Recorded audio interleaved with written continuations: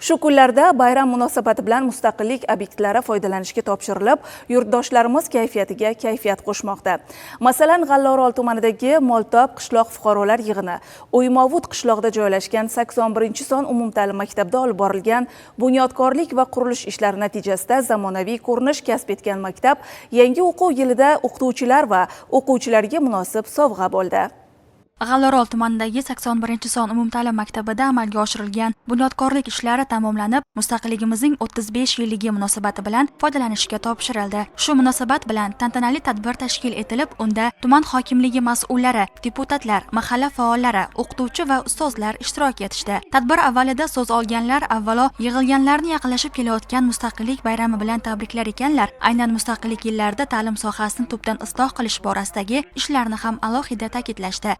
Tadbirning badiiy qismida esa vatanni madh etuvchi kuy-qo'shiqlar yangrab, jajji qizaloqlar tomonidan maftunkor raqslar ijro etildi. Shundan so'ng yig'ilganlar yangi o'quv binosining shart-sharoitlari, olib borilgan kapital ta'mirlash ishlari bilan yaqindan tanishdilar.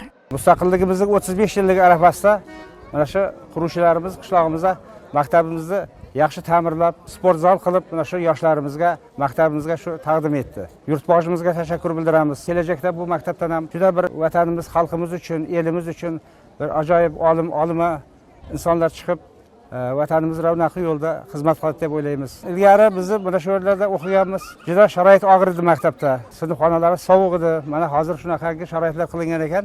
Hamma isitish tizimi juda ajoyib. Hamma sharoitlar qilingan.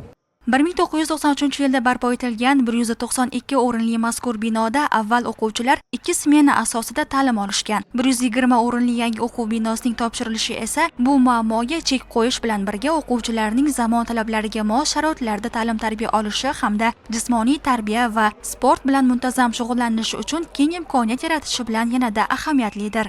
Prezidentimizning 2025-yil 29-dekabrdagi 393-sonli farmoniga asosan 2026-yil maktabimiz davlat dasturiga tushirildi. Yangi o'quv binomizda faqatgina o'quvchilar uchun emas, balki u yerda inklyuziv ta'lim uchun mo'ljallangan bo'lib, ya'ni ular uchun lift alohida maxsus yo'laklar tashkil qilingan bo'lib, imkoniyat cheklangan o'quvchilar uchun ham barcha zarur sharoitlar qilingan. Yangi qurilgan 120 o'rinli o'quv binosi va sport zalimizda barcha sharoitlar mavjud bo'lib, ichida hojatxonalar, dushlar, ayniqsa issig'i tizimi alohida e'tiborga loyiq, ya'ni qishda issiq, yozda salqin havoni saqlaydigan folklor isitish tizimi o'rnatilgan. Bizga yaratilgan mana shunday sharoitlardan biz oqilona foydalanib, o'quvchi yoshlarimizga bilim berishda barcha kuch vositalarimizni ishga solamiz.